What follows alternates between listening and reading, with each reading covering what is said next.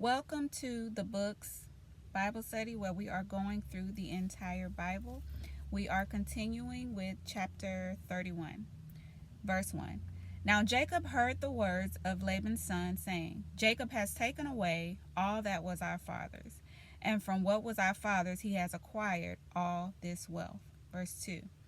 And Jacob saw the countenance of Laban, and indeed it was not favorable toward him as before. So the last chapter, Jacob had control of the flocks of Laban, and he was able to get the ones that he asked for as his wages to reproduce in a way, right, that he had more and they were also stronger. Okay, so verse 3 says, Then the Lord said to Jacob, Return to the land of your fathers and to your family, and I will be with you. Verse 4. So Jacob sent and called Rachel and Leah to the field to his flock. Verse 5, and said to them, I see your father's countenance, that it is not favorable towards me as before, but the God of my father has been with me. So in this tension, God tells Jacob to return to his father's house. And I'm wondering why he waited until this tension kind of built up with Laban. And then also for us to be certain that we are aware when tension show up. Sometimes it means to wait and persevere through it, like wait for the appointed time, and sometimes it means like it's time to go. Okay, so verse 6 says, And you know that with all my might, this is Jacob talking to his wives, he says, And you know that with all my might I have served your father. Verse 7, Yet your father has deceived me and changed my wages 10 times, but God did not allow him to hurt me. So Jacob really got tricked, right? He didn't just work 14 years, he worked additional years. And we see that he was not compensated properly, right? So verse 8 says, If he said thus, the speckle shall be your wages, then all the flocks bore speckled. And if he said thus, the streak shall be your wages, then all the flocks bore streak. Verse 9, So God has taken away the livestock of your father and given them to me. So if what he's saying is true, then God was the one that allowed the flock to reproduce and be that way, or at least was the one that instructed Jacob to do what he did with the rods so that his flocks could be numerous and strong, right? Verse 10, And it happened at the time when the flocks conceived that I lifted my eyes and saw in a dream, and behold, the rams which leaped upon the flocks were streaked, speckled, and gray spotted. Verse 11, Then the angel of God spoke to me in a dream, saying, Jacob. And I said, Here I am. Verse 12, And he said, Lift your eyes now and see, all the rams which leap on the flocks are streaked, speckled, and gray spotted. For I have seen all that Laban is doing to you. Verse 13, I am the God of Bethel, where you anointed the pillar, and where you made a vow to me. Now arise, get out of this land, and return to the land of your family. So he's telling them again. But we know that when Jacob made that vow at Bethel, this was God's promise to him to allow Jacob to return back home to his father. So Laban was not going to be able to harm him or even stop him from leaving if this is the will of God, right? Verse 14, Then Rachel and Leah answered and said to him, Is there still any portion or inheritance for us in our father's house? Verse 15, Are we not considered strangers by him? For he has sold us and also completely consumed our money. Verse 16, For all these riches which God has taken from our father are really ours and our children's. Now then, whatever God has said to you, do it. So the wives are on board. Verse 17, Then Jacob rose and set his sons and his wives on camels. Verse 18, And he carried away all his livestock and all his possessions which he had gained, his acquired livestock which he had gained in Padan Aram, to go to his father Isaac in the land of Canaan. Verse 19, Now Laban had gone verse 19. Now Laban had gone to shear his sheep, and Rachel had stolen the household idols that were her father's. So, Rachel, why are you stealing? These may have been objects that her father used to gather information, possibly to find out where Jacob and his wives were going, or it could have been just objects that she had a fondness for, just family objects. We're not really sure why she needed to steal those objects. But verse 20 says, "And Jacob stole away, unknown to Laban the Syrian, and that he did not tell him that he intended to flee." At this point, so Jacob and his wives know the evil ways of Laban, and at this point, of course, he doesn't have a problem obeying God to go back home. Verse 21 says, "So he fled with all that he had. He arose and crossed the river and headed toward the mountains of Gilead." Verse 22, "And Laban was told on the third day that Jacob had fled." Verse 23, "Then he took his brethren with him and pursued him for 7 days' journey, and he overtook him in the mountains of Gilead." Verse 24, "But God had come to Laban the Syrian in a dream by night and said to him, 'Be careful that you do not speak to Jacob, neither good nor bad.'" Verse 25, "So Laban overtook Jacob.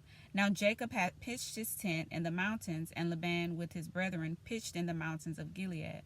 Verse 26, "And Laban said to Jacob, 'What have you done, that you have stolen away unknown to me, and carried away my daughters like captives taken with the sword?'" Verse 27 says, "Why did you flee away secretly and steal away from me and not tell me? For I might have sent you away with joy and songs, with timbrel and harp." Now we know Laban is not fair or just, so that probably was not going to happen. Verse 28, "And you did not allow me to kiss my sons and my daughters. Now you have done foolishly in so doing." Verse 29, "It is in my power to do you harm, but the God of your father spoke to me last night, saying, 'Be careful that you speak to Jacob neither good nor bad.'" So we see here that Laban is probably not God-fearing, especially with Rachel stealing the idols. But he also knew not to come against God, right? Verse 30, "And now you have surely gone because you greatly long for your father's house. But why did you steal my gods?" Right? Verse 31, "Then Jacob answered and said to Laban, 'Because I was afraid, for I said, perhaps you would take your daughters from me by force.'" Okay, so again, they know what type of man he is. Verse 32, "With whomever you find your gods, do not let him live. In the presence of our brethren, identify what I have of yours and take it with you." So remember, Rachel took those idols, those objects, without letting Jacob know. So he doesn't know that it was stolen. For Jacob did not know that Rachel had stolen them. Verse 33, "And Laban went into Jacob's tent, and to Leah's tent, and into the two maids' tents, but he did not find them. Then he went out of Leah's tent and entered Rachel's tent." 34, "Now Rachel had taken the household idols, put them in the camel's saddle, and sat on them. And Laban searched all about the tent, but did not find them." Verse 35, "And she said to her father, 'Let it not displease my lord that I cannot rise before you, for the manner of women is with me.' And he searched but did not find the household idols." Rachel is definitely her father's daughter. Okay. Verse 36, "Then Jacob was angry and rebuked Laban. And Jacob answered and said to Laban, 'What is my trespass? What is my sin that you have so hotly pursued me?' Verse 37, "Although you have searched all my things, what part of your household things have you found? Set it here before my brethren and your brethren, that they may judge between us both." Verse 38, "These 20 years," 20, so we're past the 14 at this point. "These 20 years I have been with you. Your ewes and your female goats have not miscarried their young, and I have not eaten the rams of your flocks." Verse 39, "That which was torn by beasts I did not bring to you. I bore the loss of it. You required it from my hand, whether stolen by day or stolen by night." Verse 40, "There I was. In the day the drought consumed me, and the frost by night, and my sleep departed from my eyes." So Jacob was a pretty hard worker, right? Verse 41, "Thus I have been in your house 20 years. I served you 14 years for your 2 daughters, and 6 years for your flock, and you have changed my wages 10 times. Verse 42, "Unless the God of my father, the God of Abraham, and the fear of Isaac had been with me, surely now you would have sent me away empty-handed. God has seen my affliction and the labor of my hands, and rebuked you last night." Verse 43, And Laban answered and said to Jacob, these daughters are my daughters, and these children are my children, and this flock is my flock. No, it's not. All that you see is mine. But what can I do this day to these my daughters, or to their children whom they have borne? Verse 44. Now therefore come, let us make a covenant, you and I, and let it be a witness between you and me. Verse 45. So Jacob took a stone and set it up as a pillar. Verse 46. Then Jacob said to his brethren, gather stones. And they took stones and made a heap, and they ate there on the heap. So I'm seeing here that when you are eating together, they're going to make a covenant. That is a form of a covenant, right? Verse 47. Laban called it Yegar Sahadutha, but Jacob called it Galeed. Verse 48. And Laban said, this heap is a witness between you and me this day. Therefore its name was called Galeed. 49. Also Mizpah, because he said, may the Lord watch between you and me when we are absent one from another. Verse 50. If you afflict my daughters, or if you take other wives besides my daughters, although no man is with us, see, God is witness between you and me. Verse 51. Then Laban said to Jacob, here is this heap, and here is this pillar, which I have placed between you and me. 52. This heap is a witness, and this pillar is a witness, that I will not pass beyond this heap to you, and you will not pass beyond this heap and this pillar to me for harm. Verse 53. The God of Abraham, the God of Nahor, and the God of their father judge between us. And Jacob swore by the fear of his father Isaac. So Laban calls the God of Abraham, the God of Nahor, the God of their father, but he isn't calling God his God, right? So if it was his fathers and grandfathers, at what point did Laban decide? We could tell by his actions, right? But when did Laban decide that our God was not his God? All right, so verse 54.